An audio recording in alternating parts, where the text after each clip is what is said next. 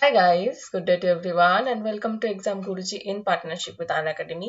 মনে রাখবে কিন্তু Unacademy-তে পিএসসি রিলেটেড সমস্ত এক্সামের জন্য বিভিন্ন রকমের কোর্স চলে এসেছে যেগুলো তোমরা যে কোনো টাইমে অ্যাভেল করে নিতে পারো, যেটার ব্যাপারে আমি ক্লাসের মাঝখানে একবার বলে দেবো। আর আমার ব্যাপারে বলে দিই, আমার নাম প্রীতি সেন আর আমি রোজ করাই কারেন্ট অ্যাফেয়ার্স। আমার ডেইলি কারেন্ট অ্যাফেয়ার্সের ক্লাস থাকে।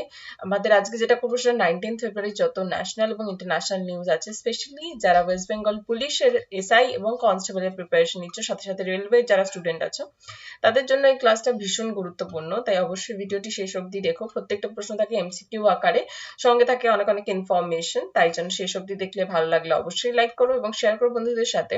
কমেন্ট করে জানিয়ে কোনো প্রশ্ন থাকলে, আর অবশ্যই সাবস্ক্রাইব করে দিও চ্যানেলটাতে, আর বেল আইকন পাশেই রয়েছে সেটাতে ক্লিক করে দিও, ঠিক আছে? তো চলো আমাদের ক্লাস স্টার্ট করা যাক। যারা যারা জয়েন করে গেছো তাদের সবাইকে হাই, তাদের সবাইকে ভালো আছো নিশ্চয়ই। তো আমি আবার হাই হ্যালো করবো, তার আগে আমি একটা জিনিস বলে দিই, সেটা হচ্ছে আমাদের পশ্চিমবঙ্গ পুলিশের কোর্স, যেটা হচ্ছে কি এসআই আর কনস্টেবলের উপরে রয়েছে। প্রিলিম প্লাস মেন রয়েছে, যেখানে 200 খানার উপরে ভিডিও ক্লাস থাকছে, অল সাবজেক্টের নোটস থাকছে, পিডিএফ 15 খানা ফুল মক টেস্ট থাকছে, প্রিভিয়াস ইয়ারের সলভ কিছু পেপার্স থাকছে। লুসেন্ট আমরা দিচ্ছি বেঙ্গলিতে। লুসেন্ট জানো তোমাদের সমস্ত ইংলিশ আর হিন্দি থাকে, সেটা তোমাদের জন্য বঙ্গানুবাদে এনে দিচ্ছি। আর থাকছে হচ্ছে মেইনলি কোর্স ফিস হচ্ছে কি 1499 টাকা, সেটা আমরা 500 টাকা অফ দিচ্ছি এখন। ইজি লাইভ কোডটা ইউজ করে 999-তে নিয়ে নাও। যে কোনো টাইমে কিন্তু দাম বেড়ে যেতে পারে, তখন কিন্তু আর এই অফটা পাবে না। তো 999-তে easy live discount coupon use করো আর এটা নিয়ে নাও। চলো তো ক্লাস স্টার্ট করা যাক। যারা যারা জয়েন করছো তাদের সবাইকে হাই, কমেন্ট করো একটু। আর হচ্ছে গিয়ে তাহলে আমি জানতে পারবো কে কে আছো ক্লাসে। আমি প্রত্যেকদিন কমেন্ট চেক করি, সেই নিয়ে কোনো অসুবিধা নেই। আর আমি কিন্তু যেভাবে করাবো হচ্ছে গিয়ে কোয়েশ্চেন বলবো, অপশন দেবো, তোমরা উত্তর করবে কোয়েশ্চেন নাম্বার সহ আর অপশনের ABCD লিখে। তো তারপরে আমি সঠিক উত্তরটা বলে দেবো। অলরাইট, চলো ফার্স্ট কোয়েশ্চেন। কোন রাজ্যটি ভারতের জাদুঘরের কেন্দ্র হিসাবে পরিচিত? বিহার, মিজোরাম, আসাম নাকি কেরালা? মিউজিয়াম বলেছি বলে মিজোরাম বলে দিও না, ঠিক আছে? তো কোন রাজ্যটি ভারতের জাদুঘর কেন্দ্র হিসাবে পরিচিত? বিহার, মিজোরাম, আসাম, কেরালা। ওয়ানের ABCD তোমরা উত্তর করে ফেলো কোনটা হবে।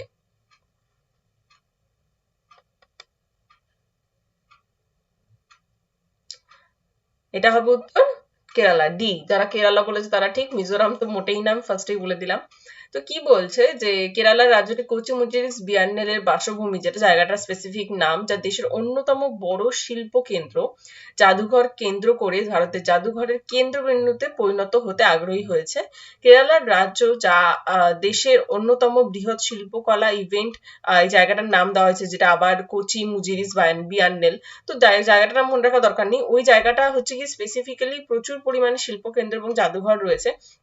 তাই জন্য এই জায়গাটাকে কি বলা হচ্ছে, যে বলা হচ্ছে যে জাদুঘর, ভারতের জাদুঘরের কেন্দ্র বলা হয়।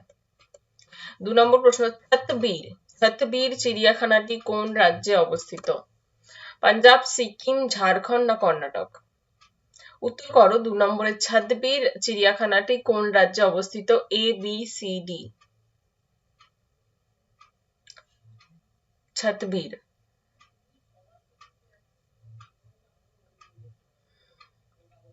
যারা এখন জয়েন করছে তাদের সবাইকে হাই, একটু বেল আইকনটা ক্লিক করে রাখবে, তাহলে ইনস্ট্যান্টলি জয়েন করতে পারবে, নোটিফিকেশন পেয়ে যাবে। তো আমাদের সবে 2 নম্বর প্রশ্ন চলছে, চাপ নেই, এখনো অনেকগুলো প্রশ্ন আছে। আর যদি আগের প্রশ্ন মিস হয়ে থাকে তাহলে পরে আবার দেখে নিও ভিডিওটা শেষ হওয়ার পরে। তো চলো আমরা দেখে নিই, ছাদবীর চিড়িয়াখানাটি কোন রাজ্যে অবস্থিত? পাঞ্জাবে অবস্থিত, মনে থাকবে। তো এরকম কিন্তু অনেক প্রশ্নই আসছে আনএক্সপেক্টেড জায়গা নিয়ে, মানে কোথায় কোন ন্যাশনাল পার্ক রয়েছে, কোথায় কোন চিড়িয়াখানা রয়েছে, স্পেসিফিক খুব ছোট ছোট জিনিস যেগুলো আমরা সহজেই বাদ দিয়ে চলে যাই, সেগুলো পরীক্ষায় আসছে। তো সেগুলো কিন্তু মাথায় রাখবে। আর এগুলো কিন্তু কারেন্ট অ্যাফেয়ার্স রিলেটেড, মানে রিসেন্টলি কোনো না কোনো কারণে নিউজে আছে বলেই আমি দিচ্ছি। তাই জন্য এগুলো আর বাদ দিও না, কারণ আমি বেছে বুঝে আনি খুব অল্প কটা প্রশ্ন যেগুলো তোমাদের খুব ইম্পর্টেন্ট। তো এর থেকে আর কিছু বাদ দিও না। অ্যাস্ট্রোমার্ক 2 মিসাইলের ভিজুয়াল রেঞ্জ কি? রেঞ্জটা কত এই অ্যাস্ট্রোমার্কের? 200 কিলোমিটার, 160 কিলোমিটার, 100 কিলোমিটার নাকি 500 কিলোমিটার? এর রেঞ্জ কত অ্যাস্ট্রোমার্ক 2? এটা একটা মিসাইল, যেটা এর আগে একটা বেরিয়েছে, এটা হচ্ছে সেকেন্ডটা। তো এটার ভিজুয়াল রেঞ্জ কত বলতে পারবে কেউ? ABCD, কে বলতে পারবে?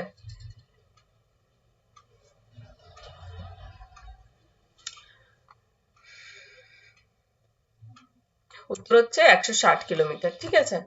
2021 সালে ভারত অ্যাস্ট্রোমার্ক 2 ক্ষেপণাস্ত্রের পরীক্ষা শুরু করবে। এটা টেস্টিং স্টার্ট হবে, তাই জন্য এটা এখন নিউজে দেখাচ্ছে। তো এই টেস্টিং স্টার্ট হবে বলেই এটা বলা হচ্ছে যে এটার রেঞ্জ কত আসতে পারে পরীক্ষা, 160 কিলোমিটার। ওকে। সন্দেশ, সন্দেশ এটা হচ্ছে গিয়ে নর্মালি আমরা বাংলায় পড়লে তো সন্দেশ খাওয়ার সন্দেশ হয়ে যাবে, সেই সন্দেশ না। সন্দেশ বলতে আই থিঙ্ক খোঁজ খবর নেওয়া বা এরকম কিছু, যেটা আমরা হিন্দির মিনিং বুঝি, ওই নামেই সন্দেশ রাখা হয়েছে। সরকারের এটা হচ্ছে কি গভর্নমেন্টের একটা নতুন ইনস্ট্যান্ট মেসেজিং প্ল্যাটফর্ম। তো যবে থেকে হোয়াটসঅ্যাপে প্রাইভেসি নিয়ে প্রবলেম হচ্ছে তবে থেকে অনেক রকমের অ্যাপস বেরিয়েছে, তো এটাও একটা অ্যাপস। সেটা কোন জায়গা থেকে চালু করা হয়েছে সরকারের? এনআইসি, আইবি, র না এনআইএ? কোন সংস্থা থেকে চালু করা হয়েছে? কেউ কি ইন্টেলিজেন্স ব্যুরোর এক্সাম দিয়েছো?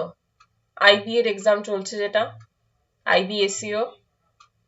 কেউ আছে এখানে আইবিএসইও এর এক্সাম দিয়েছে বা দেবে? তো চল, এটার উত্তর হচ্ছে এনআইসি। এনআইসি এর ফুল ফর্মটা আমরা একবার দেখে নেবো। সেটা হচ্ছে national informatics centre. NIC Bharat সরকারের ইলেকট্রনিক্স এবং তথ্য প্রযুক্তি মন্ত্রকের আওতাভুক্ত একটি অফিস। এনআইসি সেরামেন্ট আইটি পরিষেবাদি সরবরাহ এবং ডিজিটাল ইন্ডিয়ার কয়েকটি উদ্যোগের বিতরণে সহায়তা করার জন্য এই অবকাঠামো সরবরাহ করবে। তাই জন্য এই ইনস্ট্যান্ট মেসেজিং অ্যাপ ক্রিয়েট করা হয়েছে, যেটার নাম কি? সন্দেশ। পরবর্তী প্রশ্ন বলছে, ভারতের প্রথম ডলফিন গবেষণা কেন্দ্র কোন শহরে শীঘ্রই শুরু হবে? রাঁচি, ভুবনেশ্বর, গুয়াহাটি না পাটনা? ডলফিন রিলেটেড আমি একটা জিনিস অনেক অনেকদিন বলবো না অবশ্য, জাস্ট হয়তো 1-2 মাস আগেরই গল্প, ডলফিন রিলেটেড পড়েছিলাম। যদি মনে থাকে তাহলে এটা বলতে পারবে, ঠিক আছে? ডলফিন রিলেটেড আমি যখন কথা বলেছিলাম একটাই স্টেটের কথা বলেছিলাম, সেই স্টেট মাথায় থাকলে সিটির কথা বলে দিতে পারবে। গুয়াহাটি কোথায়? আসামে। ভুবনেশ্বর কোথায়? উড়িষ্যাতে। রাঁচি কোথায়? ঝাড়খণ্ডে। পাটনা কোথায়? বিহারে। তো যে কারো যদি স্টেট মনে থাকে তাহলে উত্তর পেয়ে যাবে বিহার। বিহারেই কিন্তু ডলফিন গবেষণা কেন্দ্র খুব জলদি শুরু হতে চলেছে। আমি তখন পড়িয়েছিলাম যখন শুরু হওয়ার কথা হয়েছিল, মানে তৈরি হওয়ার কথা হয়েছিল, আর এখন আমি বলছি কারণ এটা রিসেন্টলি স্টার্ট হবে। তো মনে রাখবে পাটনাতে। ডলফিন হলো বন্যজীবন সংরক্ষণ আইন 1972, যেটা সে তার মধ্যে কি রয়েছে, ওর অধীনে একটি অত্যন্ত বিপন্ন প্রজাতির মধ্যে রয়েছে, বিপন্ন প্রজাতি বোঝে, সেই বিপন্ন প্রজাতির মধ্যে ডলফিন রয়েছে। তাই জন্য এদেরকে কি করা হচ্ছে, এদেরকে নিয়ে একটা গবেষণা কেন্দ্র তৈরি করা হচ্ছে যাতে বিপন্ন থেকে বিলুপ্ত না হয়ে যায়। দিদির দুধ কি? আমি দিদি বলতে তোমরা সবাই জানো, ঠিক আছে? দিদি বলতে এক্সট্রা কোনো আর কোনো দিদি নেই, আমাদের একটাই দিদি আছে। তো দিদির দুধ কি? দিদির দুধ কি একটা উপগ্রহ, সামরিক অনুশীলন, অ্যাপ্লিকেশন না রকেট? কে উত্তর দিতে পারবে? যে উত্তর দিতে পারবে সে দিদির ফ্যান। বলো, দিদির ফ্যান কে? উপগ্রহ, সামরিক অনুশীলন, অ্যাপ্লিকেশন না রকেট? নামটাও খাসা, দিদির দুধ। চলো, দিদির দুধটা কি? উপগ্রহ, রকেট? রকেট? দিদির নামে রকেট ছাড়া হচ্ছে না। অ্যাপ্লিকেশন। দিদির দুধ হচ্ছে একটা অ্যাপ্লিকেশন।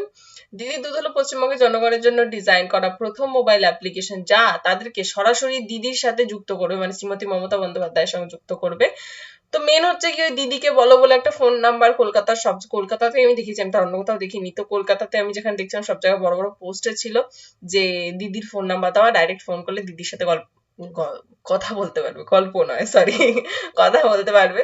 তো এবারে দিদির দুধ বলে একটা অ্যাপ রয়েছে যেখান থেকে তোমরা দিদির সাথে কানেক্ট করতে পারবে। তো অ্যাপ্লিকেশন মাথায় রেখো। ওয়েস্ট বেঙ্গলের এক্সাম যারা দিতে যাচ্ছ তাদের কিন্তু অবশ্যই দিদির জিনিসপত্র জেনে যেও প্লিজ। ওয়েস্ট বেঙ্গলের রিলেটেড নিউজ বেশি করে জেনে যেও। আনএকাডেমির প্লাস কোর্সে এসে গেছে WBPSC এর জন্য দারুণ কিছু জিনিস, যেটা আমি তোমাদেরকে জানিয়ে দিই। সেটা এসে গেছে ক্র্যাশ কোর্স, এসে গেছে জেনারেল সায়েন্সের উপর WBCS মেইনস এর উপরে, যেটা স্টার্ট হচ্ছে 16 ফেব্রুয়ারি থেকে, পরিবেশ বিজ্ঞান এবং প্রযুক্তির উপরে। থাকছেন পতমঞ্জরি বেলা এবং অরুণাভ পান্ডা। এবং একটা ব্যাচ কোর্স রয়েছে যেখানে কি হচ্ছে ম্যাথস এবং রিজনিং আসছে, তার উপরে ক্র্যাশ কোর্স আসছে, যেটা হচ্ছে WBCS মেইনস 2020 এর জন্য 18 ফেব্রুয়ারি থেকে স্টার্ট হচ্ছে। একটা টেস্ট সিরিজ এসে গেছে যেখানে ধ্রুবতারা সেটার নাম। সেখানে হচ্ছে কি তোমরা সেই টেস্ট সিরিজ দিয়ে যদি র্যাঙ্ক করতে পারো, ফার্স্ট র্যাঙ্ক পেয়ে যাচ্ছে WBPSC এর পুরো সাবস্ক্রিপশন 1 মান্থের জন্য ফ্রি। আর যে সেকেন্ড হবে সে পাবে অ্যামাজনের ভাউচার 1200 টাকার। আর হচ্ছে কি সেকেন্ড যে হবে, থার্ড যে হবে সে পাবে অ্যামাজনের ভাউচার 800 টাকা জিতে যাবে। তো অবশ্যই এই টেস্ট সিরিজে পারফর্ম করো এবং দেখো নিজেদের র্যাঙ্ক কতটা আসে। এবং সংকল্প বলে যে চ্যাম্পিয়নশিপ মক টেস্টটা আছে সেটা 14 ফেব্রুয়ারি আছে, আজকেই আছে, তো অবশ্যই এটা অ্যাটেন্ড করো। আর হচ্ছে গিয়ে তোমরা জানোই কিভাবে কোর্সগুলো নিতে হবে, এবং কোর্স নেওয়ার সময় 10% অফ নিতে গেলে অবশ্যই ইজি লাইভ কোডটা ইউজ করো। যখনই কোনো কোর্স নিতে চাইবে এনরোল করার জন্য 10% অফের জন্য easy live. Best of luck. Bharat সম্প্রতি কোন দেশে 2000 মেট্রিক টন চাল উপহার দিয়েছে? কোন দেশে দিয়েছে? এই 2000 মেট্রিক টন চাল শুধু উপহার দিয়েছে, কোনো কিন্তু বিনিময় কিচ্ছু হয়নি, ডাইরেক্ট চালটা এখানে মানে উপহার হিসেবে দেওয়া হয়েছে, হেল্প বলতে পারো। জাপান, মায়ানমার, ভিয়েতনাম না সিরিয়া? ভারতের সম্প্রতি কোন দেশে 2000 মেট্রিক টন চাল উপহার দিয়েছে? বুঝতে পারছো, 2000 মেট্রিক টন। চলো উত্তর বলি। তো বুঝতেই পারছো এমন কোথাওই দেবে যেখানে ক্রাইসিস আছে। বড়লোক দেশকে দিয়ে তো বড়লোক করে লাভ নেই, যার প্রয়োজন আছে আমরা তাকেই উপহারগুলো এইগুলো দেবো না, তাও আবার চালের মতন জিনিস। তো অবশ্যই সিরিয়াকে আমরা দিয়েছি, সিরিয়াতে ক্রাইসিস চলছিল, খাদ্য নিরাপত্তা জোরদার করতে ভারত সরকার মধ্যপ্রাচ্যের দেশ সিরিয়ায় 2000 মেট্রিক টন চাল উপহার দিয়েছে। জরুরি মানবিক সহায়তার জন্য সিরিয়া সরকারের অনুরোধের জবাবে এই চাল সরবরাহ করা হয়েছিল। মেন কথা হচ্ছে সিরিয়া থেকে এমার্জেন্সি সার্ভিসের জন্য সমস্ত দেশের কাছ থেকে মানে তাদের সঙ্গে যাদের কানেকশন ভালো রয়েছে হেল্প চেয়েছিল, তো আমাদের ভারতের কাছ থেকেও কিছু হেল্প চেয়েছিল। তো সেই সহায়তার জন্য আমাদের দেশ নিজে থেকে ডিসাইড করে 2000 মেট্রিক টন চাল দিয়েছে, তো যাতে অবশ্যই ওখানকার লোকেরা যাতে খেতে পারে। 2021-এ G7 সভাটি কোন সংস্করণ অনুষ্ঠিত হবে?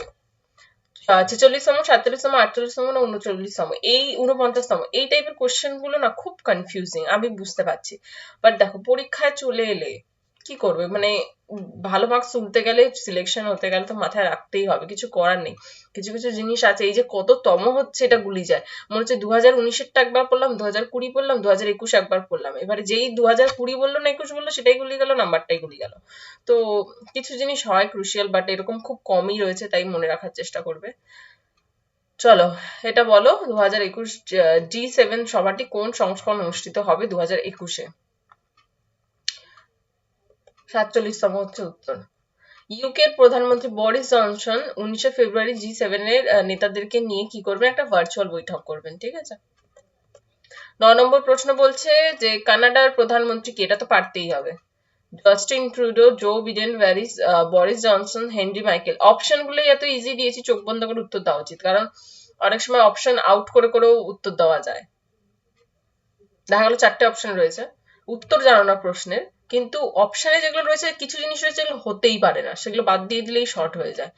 তো এখানে আমরা জো বিডেনকে অবশ্যই বাদ দিয়ে দেবো, বরিস জনসনকে বাদ দিয়ে দেবো, হেনরি মাইকেলকে বাদ দিয়ে দেবো, তাহলে পড়ে থাকছে কে? জাস্টিন ট্রুডো, ঠিক আছে, কানাডার প্রধানমন্ত্রী। কি বলছে, কেন এসছে?